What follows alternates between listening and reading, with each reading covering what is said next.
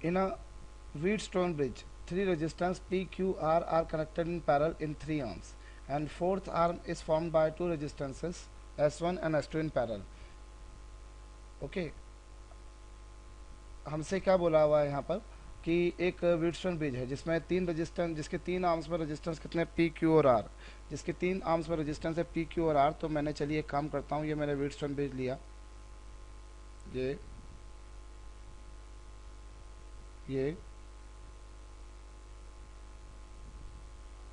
ये एक रेजिस्टेंस हो गया P, एक रेजिस्टेंस हो गया Q, एक रेजिस्टेंस हो गया R, और एक रेजिस्टेंस जो है वो दो रेजिस्टेंस S1 और S2, इन दोनों का पैरेलल कॉम्बिनेशन हो गया। ठीक है, ये एक व्हीटस्टोन ब्रिज हो गया इस तरह का कुछ हमारे पास में। ये हमारे पास में एक्सटर्नल सेल हो गया।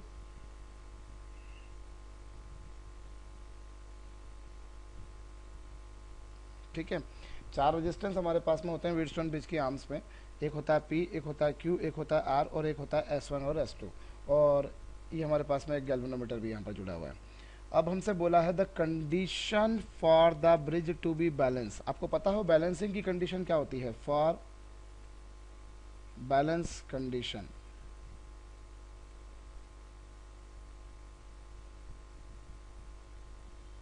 यदि बैलेंस करना है आपको तो उसकी कंडीशन क्या होती है? बैलेंस कंडीशन की कंडीशन होती है P upon Q equals to R upon S। तो उस बेसिस पर क्या आ जाएगा? P upon Q equals to R upon S। तो क्या आ गया इस बेसिस पर? P Q R, और S की वैल्यू क्या हो जाएगी? S जो है वो S1 और S2 का पैरेलल कॉम्बिनेशन है, जैसा कि आप देख पा रहे होंगे। तो पैरेलल कॉम्बिनेशन के कारण इनका रेजिस्टेंस कितना हो जाएगा? S1 S2 upon S1 plus S2। ठीक है, P upon Q equals to R upon S, और S की वैल्यू कितनी दे रखी है हमको? S1 S2 upon S1 plus S2, जिसको मैं अगली स्टेप में क्या लिख सकता हूँ? R into S1 plus S2 upon S1 S2। इस बेसिस पर आंसर जो आ रहा है वो हमारे पास में कौन सा करेक्ट आ रहा है? बी आ रहा है। Okay, in a Wheatstone bridge, three resistors P, Q, R are connected in parallel in 3 arms, and fourth arm is formed by two resistances S1 and S2 in parallel. Okay, हमसे क्या बोला हुआ है यहाँ पर कि एक व्हीटस्टोन ब्रिज है जिसमें तीन रजिस्टेंस, जिसके तीन आर्म्स में रजिस्टेंस कितने P, Q और R, जिसके तीन आर्म्स में रजिस्टेंस है P, Q और R। तो मैंने, चलिए एक काम करता हूँ, ये मैंने व्हीटस्टोन ब्रिज लिया, ये ये ये एक रेजिस्टेंस हो गया P, एक रेजिस्टेंस हो गया Q, एक रेजिस्टेंस हो गया R, और एक रेजिस्टेंस जो है वो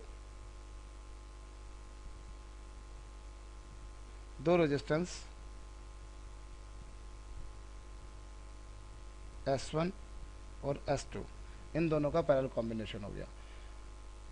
ठीक है, ये एक व्हीटस्टोन ब्रिज हो गया इस तरह का कुछ हमारे पास में। ये हमारे पास में एक्सटर्नल सेल हो गया।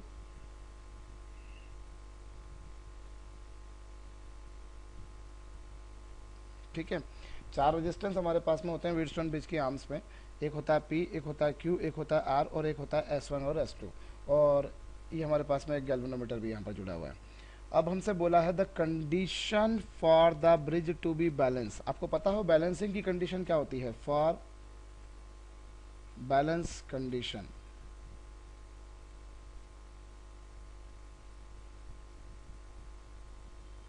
यदि बैलेंस करना है आपको तो उसकी कंडीशन क्या होती है? बैलेंस कंडीशन की कंडीशन होती है P upon Q equals to R upon S। तो उस बेसिस पर क्या आ जाएगा? P upon Q equals to R upon S। तो क्या आ गया इस बेसिस पर? P Q R, और S की वैल्यू क्या हो जाएगी? S जो है वो S1 और S2 का पैरेलल कॉम्बिनेशन है, जैसा कि आप देख पा रहे होंगे। तो पैरेलल कॉम्बिनेशन के कारण इनका रेजिस्टेंस कितना हो जाएगा? S1 S2 upon S1 plus S2। ठीक है, P upon Q equals to R upon S, और S की वैल्यू कितनी दे रखी है हमको? S1 S2 upon S1 plus S2, जिसको मैं अगली स्टेप में क्या लिख सकता हूँ?